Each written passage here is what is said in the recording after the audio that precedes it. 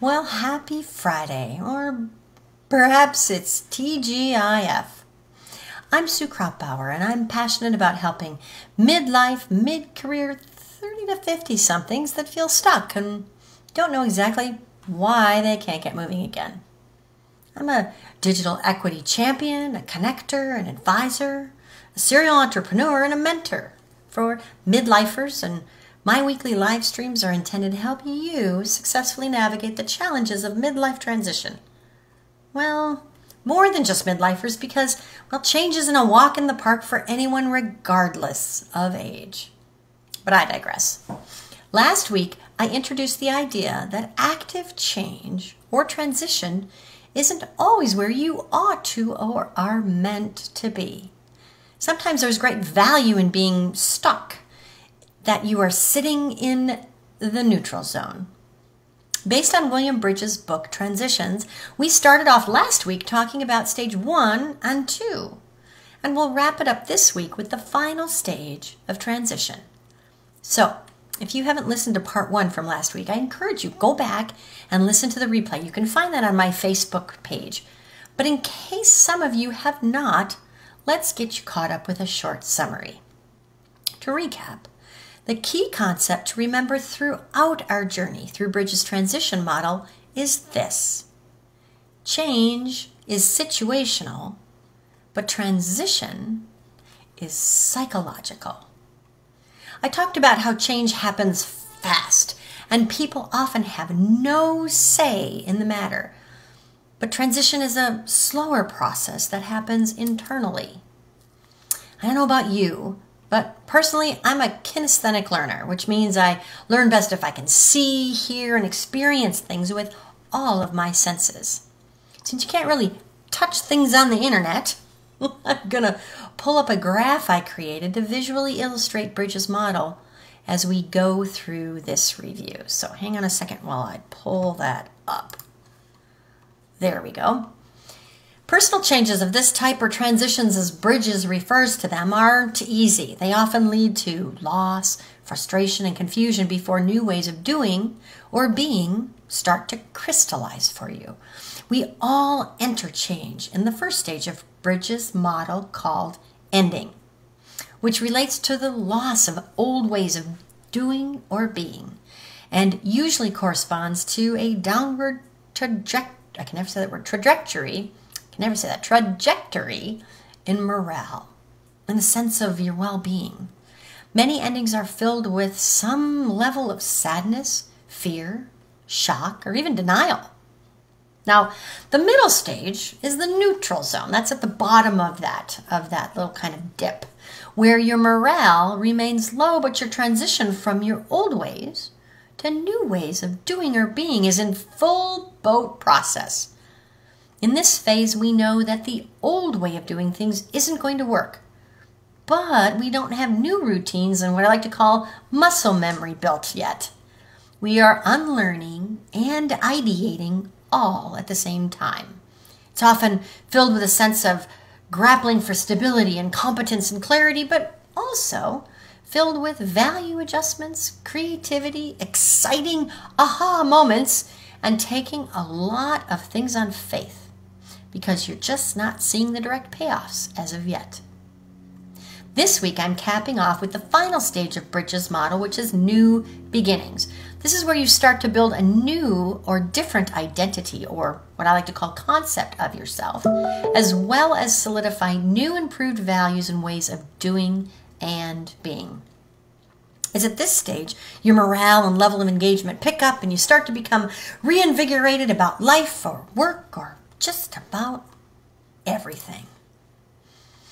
Have you ever been through trying times only to find that after a while things start to seem to just fall into place perfectly? This psychological transition is the becoming part of the new you. By understanding the journey that you and people take through change, you can normalize what this transition process looks like and better understand the experience of transition. But let's be real here. It doesn't make it any less of a bumpy ride. just maybe less stressful when you're able to understand where you are in the process and be confident that it's normal. This part of the transition process often feels like that old cliche, the light at the end of the tunnel, because you are beginning to see real results of the change process you've embarked on. You can see why the new way is better, and you can see how your efforts are starting to pay off. Suddenly, it all makes sense to you. Now the emotions you experience become far more positive. You feel energized. You want to learn more. You feel committed to your new role, your new situation, the new you. At some point, we realize we are firmly acclimated to our new way of doing things. This chapter has moments of celebration and exhilaration as we can finally see that we're achieving what is truly possible. And you recommit yourself to continuing to fine-tune and adjust along the way as you move toward the new future that is ahead of you. So, the new beginnings phase is sort of, the brass ring that we're all going for. But the neutral zone is the richest and yet hardest part of this total transition process. So, grab your pencil. I'm going to list out 10 ways you can make the most of your personal neutral zone while you're smack dab in the middle of it. First, change your attitude. Remind yourself that this is a time of reorienting and redefining yourself, not a time of meaningless waiting, even if it doesn't look like it from where you stand right now. 2, readjust your expectations and accept that this will be a less productive time for you, which should bear greater results later in the transition process. 3, to the extent possible, limit making additional changes in your life, work, and environment right now. 4, expect that you may feel some uncomfortable emotions, fear, confusion, frustration. This doesn't mean we can't take action to help things go smoothly, but acknowledge there is just some discomfort that comes from this phase of uncertainty and insecurity. 5, take time to be alone on a regular basis and reflect. Taking time for yourself doesn't mean you're lazy or that you lack motivation, but by understanding that the neutral zone is a phase of unlearning and reimagining, about excavating the beliefs and assumptions that might be holding you back.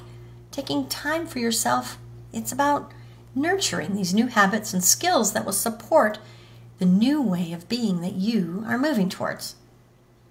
Get creative. The neutral zone can be an awesome place of great innovation, of high energy and engagement.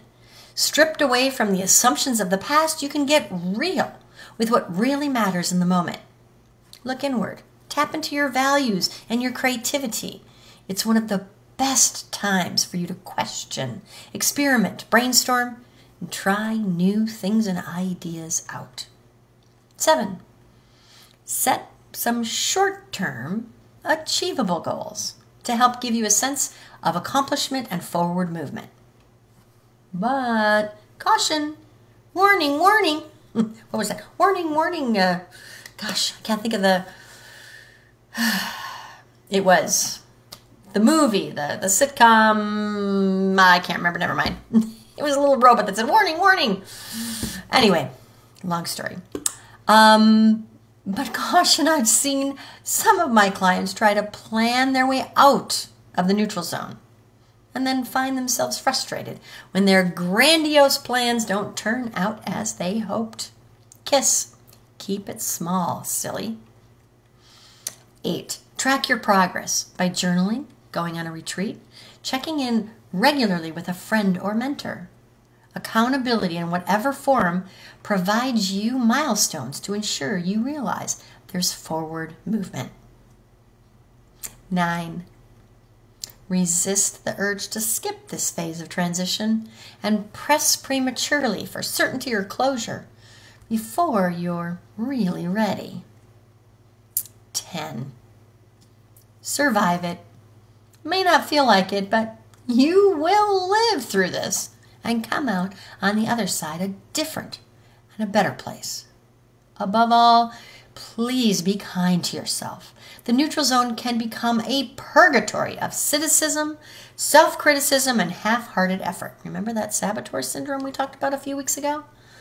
At its worst, you may spin and lash out in the neutral zone, and your attitude, morale, and spirit spiral downward. Remember that key concept. Change is situational. Transition is psychological. Trust me and bring the faith that your journey can and will be different. You gotta both slog through and make the most out of your neutral zone.